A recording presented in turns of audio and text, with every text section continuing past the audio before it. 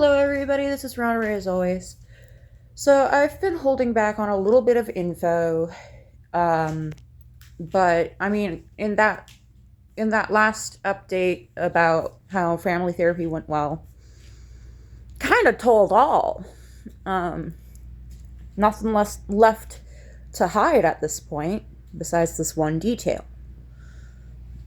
I have said it out loud in front of my sibling, um, like in person.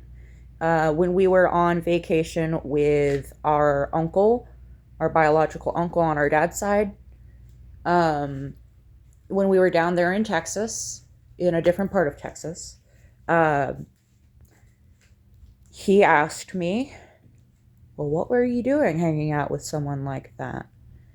Which is a very deeply unempathetic question to ask of somebody who survived domestic violence, let alone, trafficking. And my sibling was upset on my behalf because he said that to me. He said that to me about both of my marriages, not just the one. Um, he, the second marriage, him asking that is uncalled for because this was somebody that my entire family approved of. It wasn't like I eloped. This is somebody who tricked the entire family. With the guy in the Texas case, it's a different story. It's somebody that I got involved with, and he was already bad news. He had just gotten out of prison. I've been holding back this information in hopes that the detective who is already assigned to the case will look up my channel and come to the realization that I'm not lying to him, I'm not fabricating evidence, and his involvement with the case is necessary because he was detective in 2021, and therefore he's in charge of everything that happened back then. So all the body cam footage from the rescue, from the police transporting me to the ER and to the psych ward so many times. He's in charge. It's his job. It's not like I'm asking him for a favor. I'm asking him to do his job. And he's refusing to out of a grudge. A grudge from 2020. From 2020 and 2021 when this was going down. So before this went down and when it was going down. I think I can talk about this while still jumping through the hoops necessary to protect the investigation. The reason I was hanging out with a man who dealt meth, had just done time in prison and gotten out that October,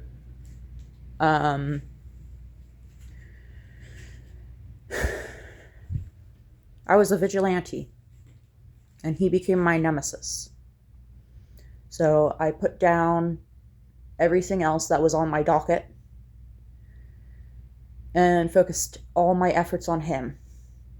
One of those things on the docket being finding an apartment for myself because the landlord needed me to move out temporarily and come back in a few months.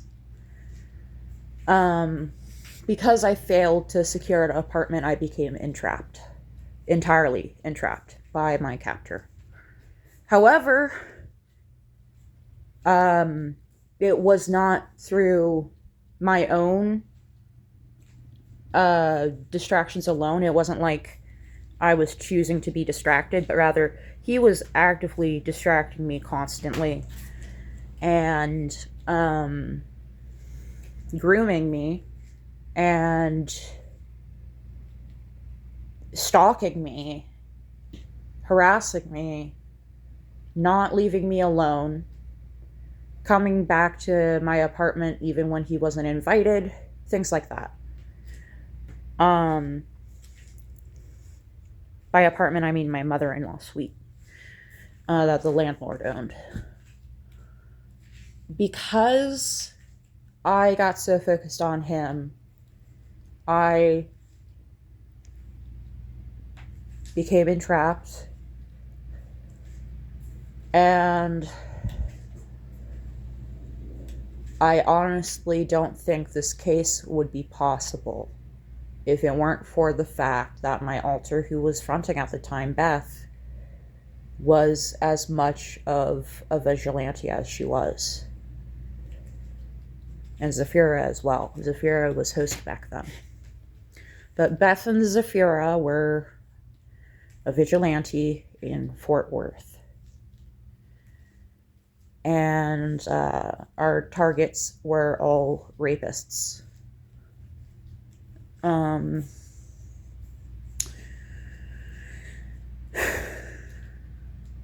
We didn't hurt them. We did traumatize them, though. Through, what do you call it?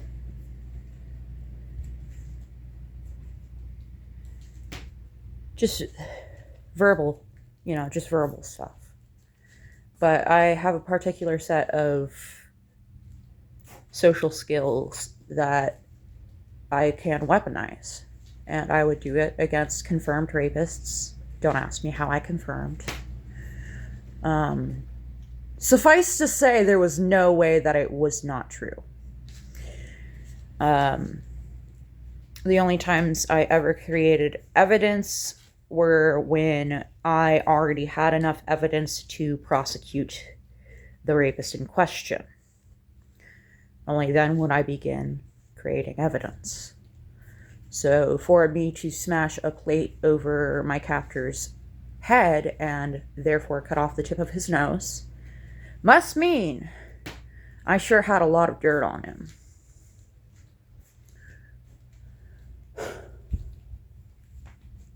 And I chose not to use it because I was in love with him. I was in love with my nemesis. And it created a very strange dichotomy where I was investigating him constantly in case he betrayed me for real. And that eventually morphed into, I'm going to die. I need to make sure that they can figure out what happened after I'm dead. When they find the body, I want them to know what happened. I don't want it to be a mystery what happened leading up to my death. So Zafira and Beth took photos of his birth certificate, social security info, his parole officer's number, his email address, passwords, pins, anything we could find in that motel room at the Landmark Lodge in September and November. Anything we could find that he had left where we could find it. We took photos of anything. If we didn't understand it, or if we thought it might help, we took photos. And of course, photos of all the injuries. And now we're here.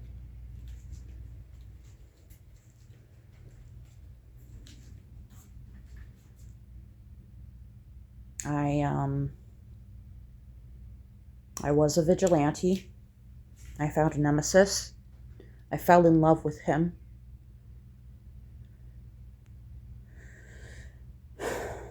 And then he traumatized me so badly that I had amnesia for years.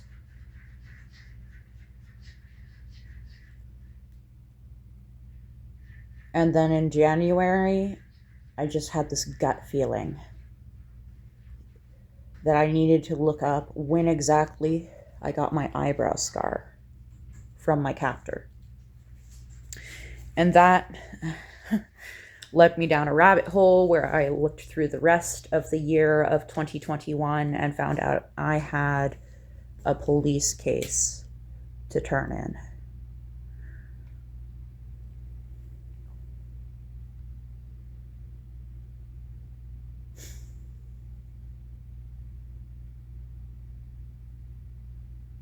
You don't have to believe me. The police already do. That's why he has the grudge against me. It's because I was a vigilante and I was so good at it that he couldn't catch me. I'm sorry. I really am. I wish I could have learned the lessons I learned without doing what I had to do to learn them. But I couldn't. I know better now.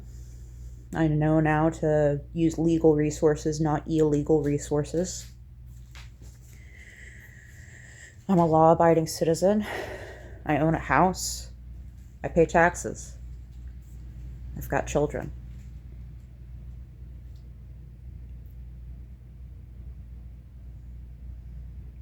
I'm back in therapy. I'm on meds. I'm on more meds than I was back then, that's for sure. I'm on like 6 or 7 meds now. Back then, I was on 1 if I was lucky. I had another one for a while, but I overdosed on it and therefore had none left over.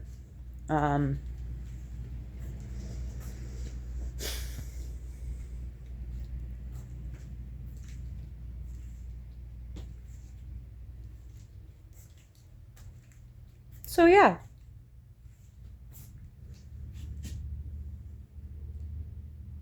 Who knows?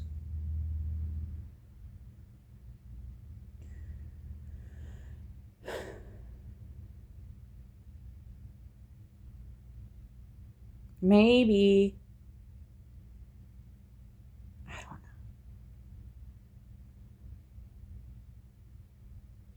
I just wish I could get the detective to cooperate. For his own sake. Not just because I'm impatient and want to get this show on the road, but also because I don't want him to lose his job, his entire career, over this grudge against some low-level vigilante who wasn't even organized. Like, I'm trying to turn in multiple drug dealers. I'm trying to turn in a pedophile who is an organized leftist extremist. I'm trying to turn in multiple human traffickers. I'll just say his name. And Detective Alex is stopping me. Detective Alex of the Fort Worth, Tarrant County Sheriff's Department. The detective who has been detective since 2020. That Detective Alex is stopping me. If you want to call him, let him know your opinion of him, feel free to do so. I'm not going to give you his number. You'll have to find that on your own. I'm not going to dox him. But, yeah, that's the guy. Thing is, there could be more than one Detective Alex. You know, it's a common name. I don't know if it's the Hispanic one that I've seen pictures of online, or a different Alex whose face I can actually remember. Because there's a detective whose face I can remember. And I'm wondering, what if that was a different officer that I'm remembering? But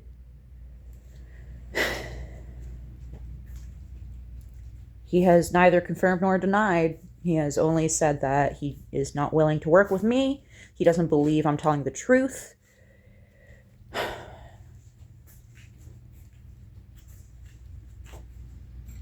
And that he has a grudge against me because of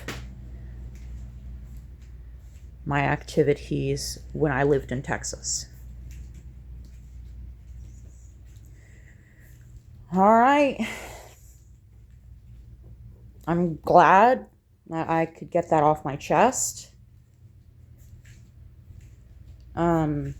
If you are a law investigator, a legal investigator, and you find this video, feel free to pick my brain about it.